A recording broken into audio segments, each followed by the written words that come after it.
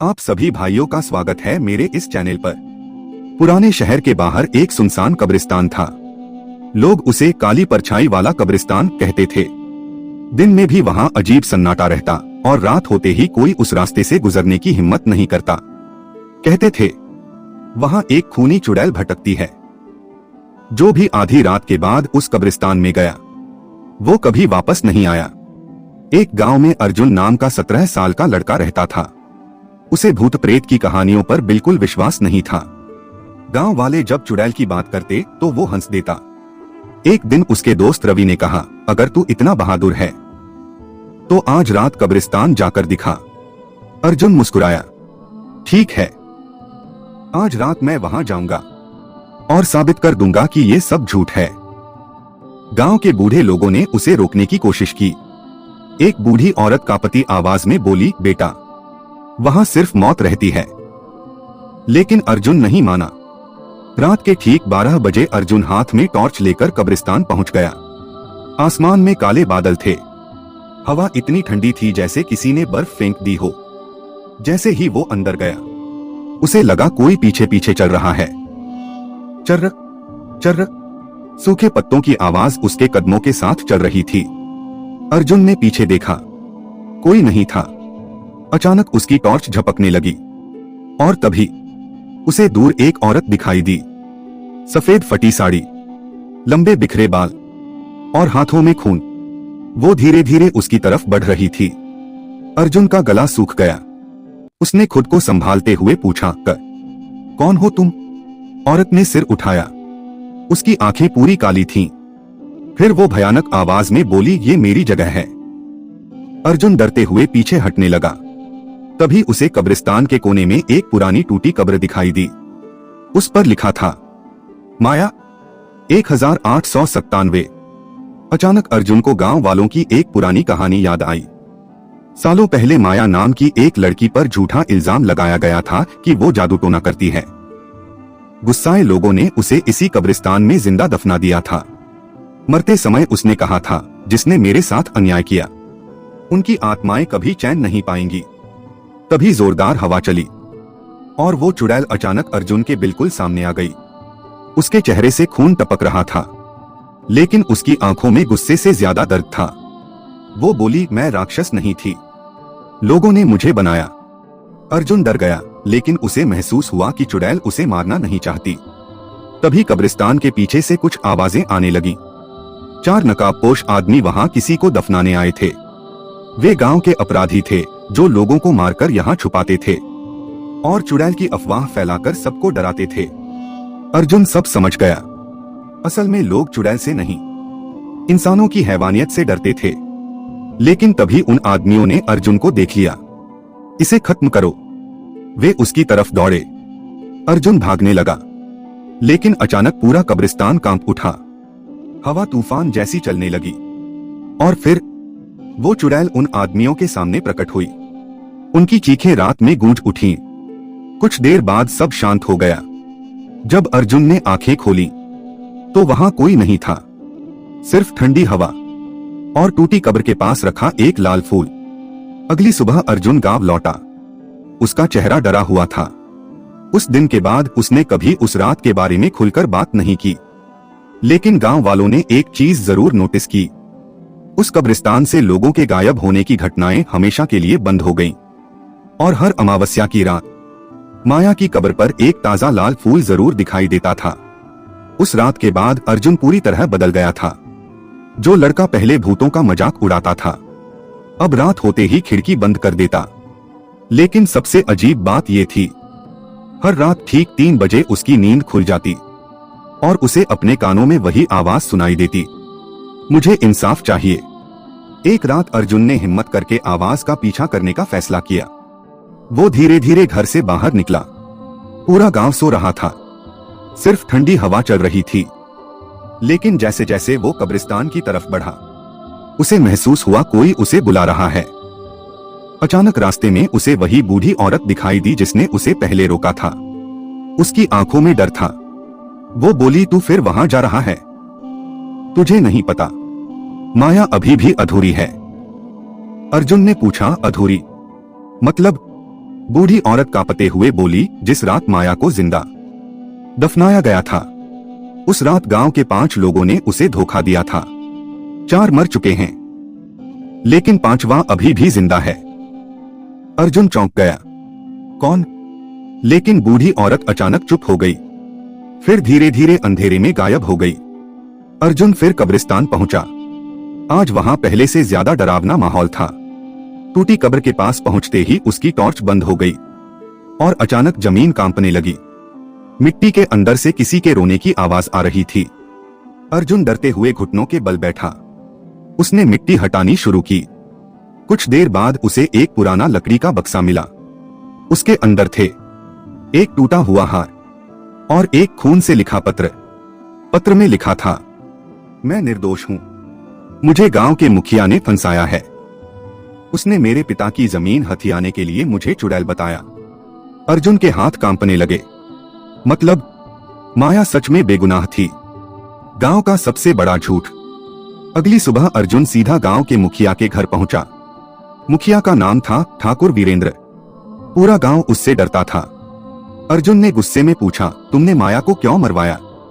ये सुनते ही ठाकुर का चेहरा पीला पड़ गया। वो चिल्लाया, चुप, उस नाम को दोबारा मत लेना। तभी अचानक कमरे की सारी खिड़कियां अपने आप खुल गईं। ठंडी हवा अंदर आई और दीवार पर खून से एक शब्द उभर आया, झूठा। ठाकुर डर से कांपने लगा। वो घुटनों पर गिर पड़ा। मैंने नहीं चाहा था उसे मारना, लेकिन उसकी जमीन चाहिए थी। अर्जुन सब समझ गया। सालों पहले लालच ने एक मासूम लड़की को चुड़ैल बना दिया था। असली खौफ अभी बाकी था। उसी रात पूरे गांव में अजीब घटनाएं शुरू हो गईं। लोगों को घरों के बाहर पायल की आवाज सुनाई देने लगी। कब्रिस्तान से औरत के रोने की आवाज आने लगी और गांव के कुएं का पानी लाल हो गया। लोग डर से घरों में बंद हो गए।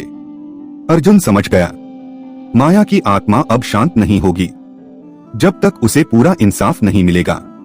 लेकिन उसे नहीं पता था, असल डर अभी शुरू हुआ था, क्योंकि उसी रात कब्रिस्तान की सबसे पुरानी कब्र अपने आप खुल चुकी थी। उस रात गांव में कोई नहीं सोया। हर गली में डर पसरा हुआ था। कुएं का लाल पानी, हवा में आती रोने की आवाज और कब्रिस्तान से उठती काली धुंध ने पूरे गांव को दहशत में डाल दिया था। लेकिन सबसे खौफनाक बात सुबह पता चली। गांव का मुखिया ठाकुर वीरेंद्र अपने कमरे में मृत मिला। उसकी आंखें डर से फटी हुई थीं और दीवार पर खून से लिखा था, एक बाकी है। 5वां आदमी कौन था? पूरा गांव कांप उठा। अर्जुन समझ गया कि माया अब उन सभी से बदला ले रही है जिन्होंने उसे जिंदा दफनाया था। लेकिन बूढ़ी औरत ने कहा था 5 लोग थे, 4 मर चुके थे, अब ठाकुर भी मर गया। मतलब अभी एक आखिरी इंसान जिंदा था। अर्जुन उसी बूढ़ी औरत को ढूंढने निकल पड़ा। घंटों खोजने के बाद वो गांव के बाहर एक टूटे मंदिर तक पहुंचा। अंदर वही बूढ़ी औरत बैठी थी, लेकिन इस बार उसकी आवाज पहले जैसी कमजोर नहीं थी। वो बोली, तू सच जानना चाहता है? अर्जुन ने सिर हिलाया और तभी बूढ़ी औरत ने अपने चेहरे से घूंघट हटाया। अर्जुन के पैरों तले जमीन खिसक गई। उस बूढ़ी औरत की आंखें पूरी काली थीं। वो इंसान नहीं थी, वो माया थी। माया बोली, मैंने किसी को नहीं मारा, डर ने उन्हें मारा है। अर्जुन कांपते हुए बोला, तो फिर ये सब क्यों? माया की आंखों से आंसू बहने लगे। मुझे इंसाफ चाहिए, मेरा सच गांव के सामने आना चाहिए। फिर उसने अर्जुन को एक पुरानी जगह दिखाई, कब्रिस्तान के पीछे एक बंद हवेली। वहीं छुपा है आखिरी सच। आधी रात अर्जुन अकेला उस हवेली में पहुंचा। दरवाजा अपने आप खुल गया। अंदर हर तरफ धूल थी, दीवारों पर अजीब निशान बने थे। तभी उसे ऊपर से किसी के चलने की आवाज सुनाई दी, ठक ठक ठक। अर्जुन धीरे धीरे सीढ़ियां चढ़ने लगा।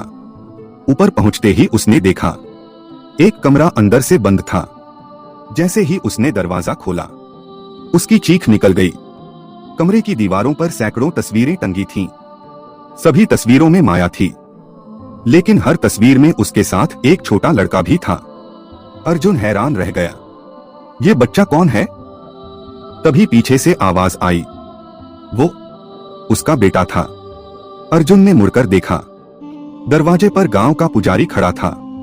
उसका चेहरा डर से कांप रहा था। पुजारी रोने लगा।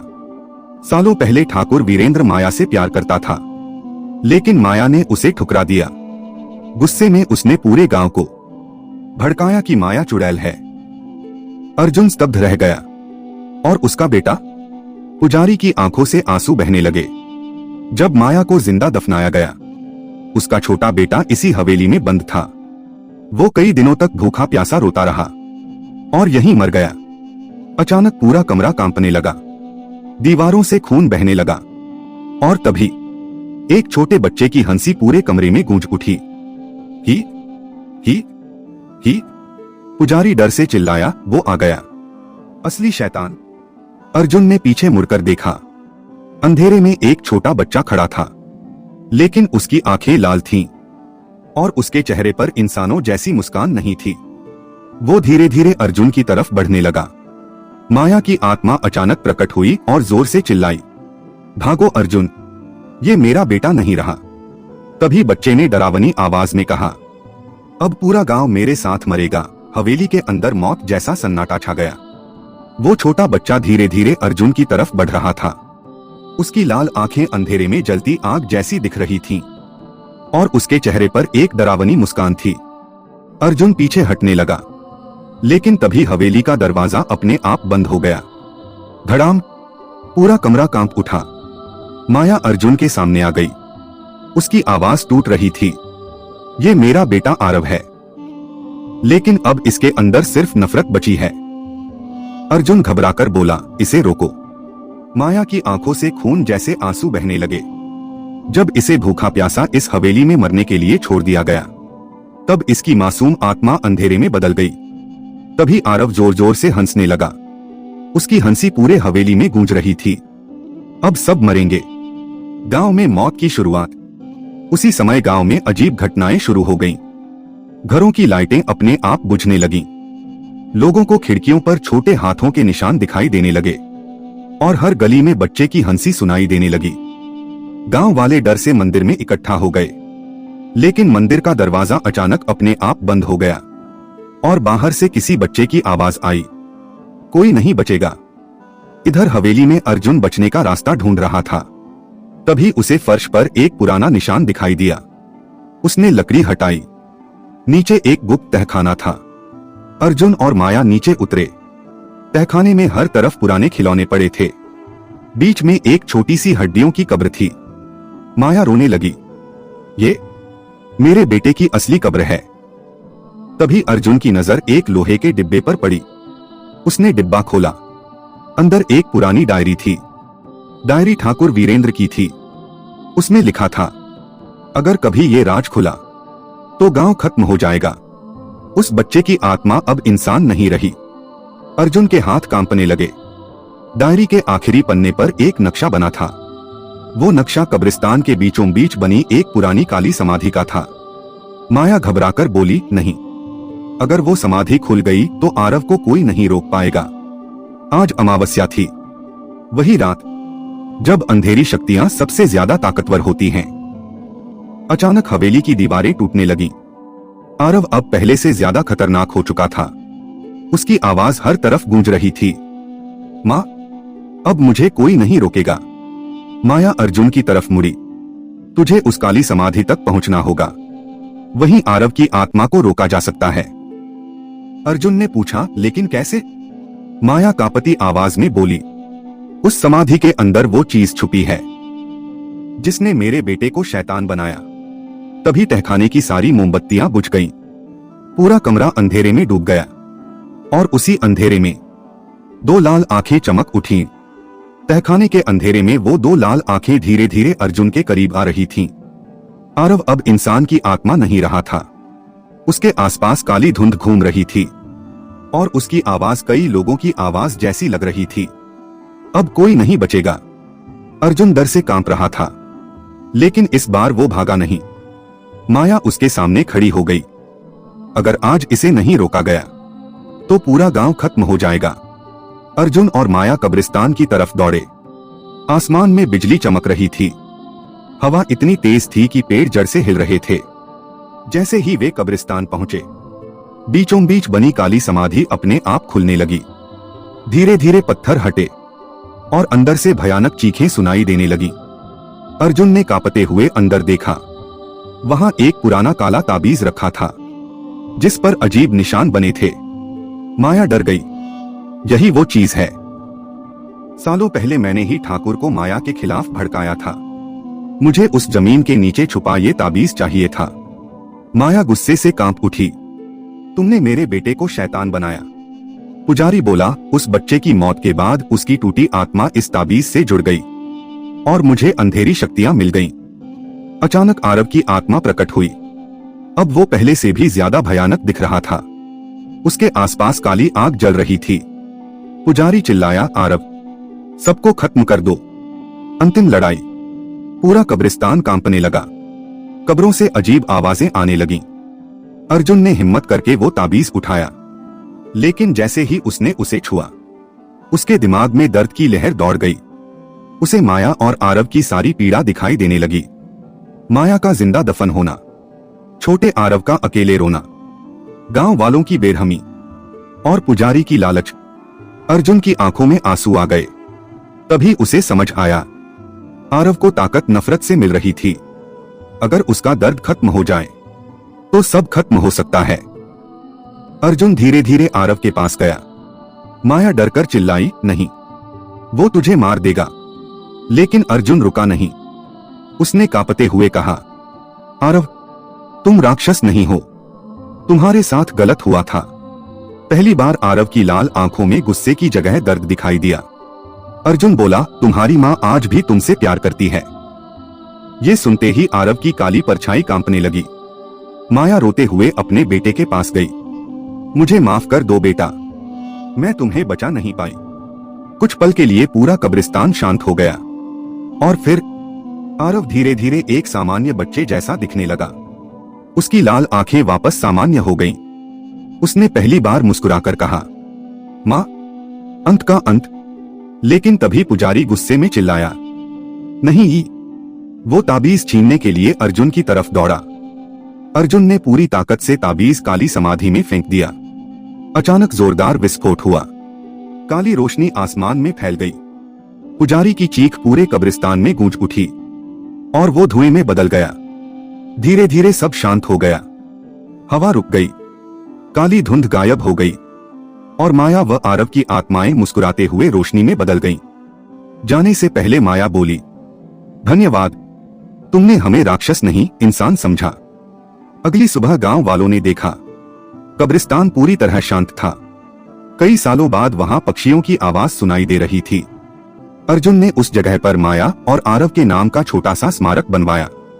लेकिन कहानी यहीं खत्म नहीं हुई, क्योंकि हर अमावस्या की रात उस स्मारक पर दो लाल फूल अपने आप दिखाई देने लगे।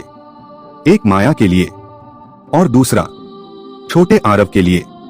अगर आपको ये कहानी अच्छी लगी हो तो मेरे चैनल को लाइक और सब्सक्राइब करना मत भूलना।